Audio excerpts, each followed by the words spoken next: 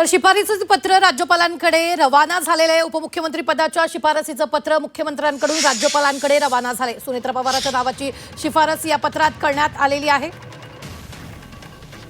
तर यावेळी हे पत्र राष्ट्रवादीचे नेते घेऊन मुख्यमंत्र्यांकडे गेले आणि मुख्यमंत्र्यांनी ते पत्र आता राज्यपालांकडे रवाना केलेलं आहे। उपमुख्यमंत्री पदाच्या शिफारसीचं पत्र हे आहे। मुख्यमंत्र्यांकडून राज्यपालांकडे हे पत्र रवाना झालंय। सुनेत्रा पवारांच्या नावाची शिफारस यामध्ये करण्यात आलेली आहे।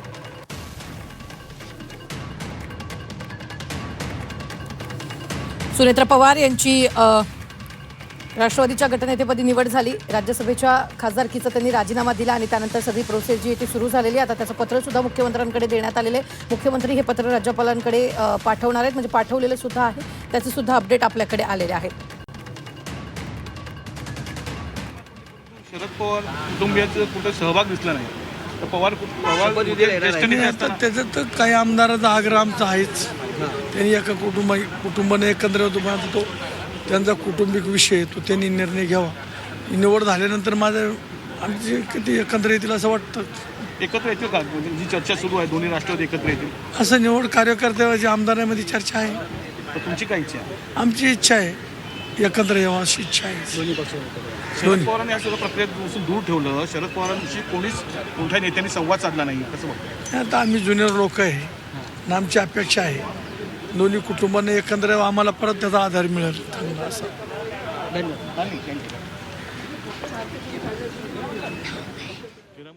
तर याच संदर्भात ताजे अपडेट देत आहेत आपल्या प्रतिनिधी मनश्री हे पत्र घेऊन आता राज्यपालांकडे रवाना झालेली। एकटी मुख्यमंत्र्यांकडून पत्र राज्यपालांकडे रवाना झालेलं आहे।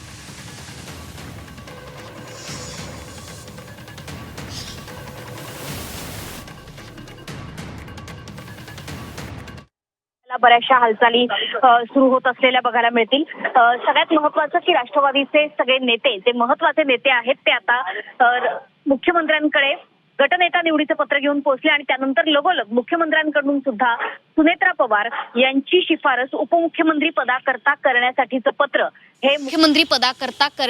पत्र हे मुख्यमंत्र्यांकडून राजभवनाकडे म्हणजे राज्यपालांकडे रवाना करण्यात आलेलं आहे। त्या ठिकाणी ते रिसिव्ड होईल आणि त्याच्यानंतर राज्यपालांकडून तातडीनं ही सूचना दिली जाईल, हे पाचारण केलं जाईल की सुनेत्रा पवार यांना उपमुख्यमंत्री पदाची शपथ देण्याकरता शपथविधी करता त्यांना पाचारण केलं जाईल आणि ही सगळी प्रक्रिया अवघ्या 1.5 ते 2 तासात घडणारी आहे। शपथविधीची तयारी आधीच लोकभवन या ठिकाणी पूर्ण झालेली आहे। त्या ठिकाणी खुर्च्या सुद्धा सज्ज ठेवण्यात आलेल्या आहेत। ही केवळ आणि केवळ आता औपचारिकता उरलेली आहे। वर्षा बंगल्यावरती मुख्यमंत्र्यांकडून राज्यपालांकडे शिफारस करणारं पत्र हे रवाना झालेलं आहे। आता प्रतीक्षा आहे ती फक्त राज्यपालांकडून पाचारण केलं जाण्याची।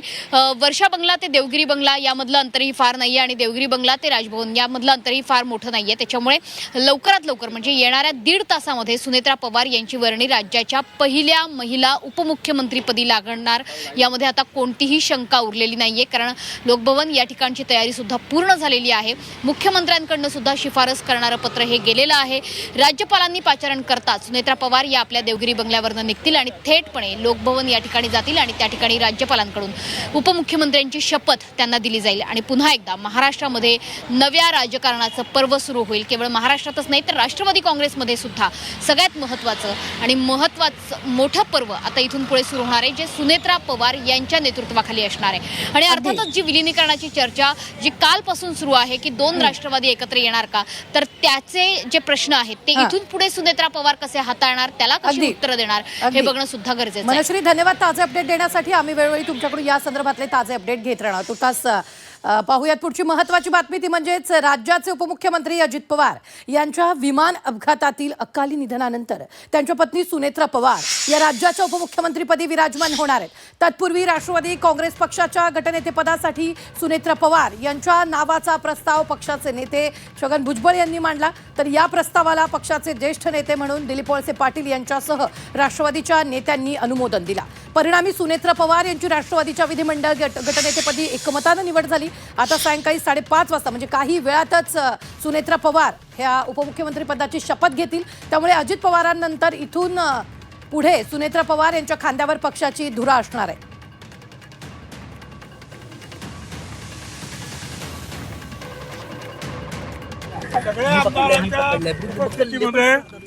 विधानमंडळाच्या सदस्यांच्या उपस्थितीमध्ये ठराव मांडण्यात आला. मी स्वतः तो ठराव मांडला की आमच्या गटनेतेपदी राष्ट्रवादीच्या सुनेत्राताई पवार यांची नेमणूक करण्यात येत आहे आणि इथले सगळे अधिकार जे आहे विधानमंडळात मध्ये त्यांना देण्यात येत आहे. त्याला हसन मुश्रीफ साहेब, दिलीप वळसे पाटील, देरवाड या सगळ्यांनी अनुमोदन दिलं. ठराव मी मांडला.